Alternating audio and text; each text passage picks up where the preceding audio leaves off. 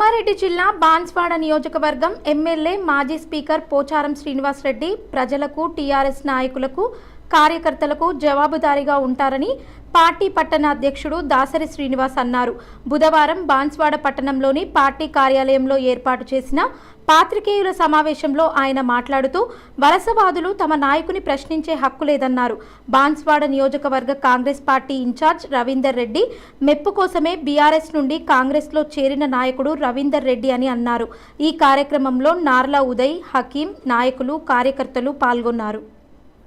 ఎందుకంటే నీలాగా ఉసరవెల్లిలాగా పార్టీలు మార్చే నాయకుడు కాదు మా నాయకుడు బీఆర్ఎస్ ప్రభుత్వంలో ఉన్నాడు, గతంలో కూడా ఉన్నాడు, ఇప్పుడు కూడా ఉన్నాడు. నిన్న కూడా ప్రజలందరి సమక్షంలో, కార్యకర్తల సమక్షంలో చెప్పడం జరిగింది.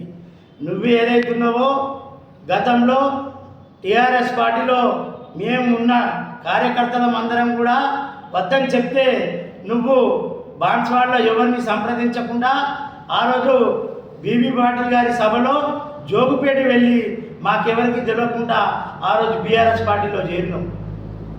నువ్వు ఎక్కడ పోతే అక్కడ పార్టీని నాశనం చేసి పదవులు అనుభవించి పార్టీని నాశనం చేసే నాయకుడివి. అక్కడ కూడా గ్రూపులు కట్టి నీతో అక్కడ కూడా పాత కాంగ్రెస్ నాయకులు కూడా ఎవరు కూడా నీతో లేరు.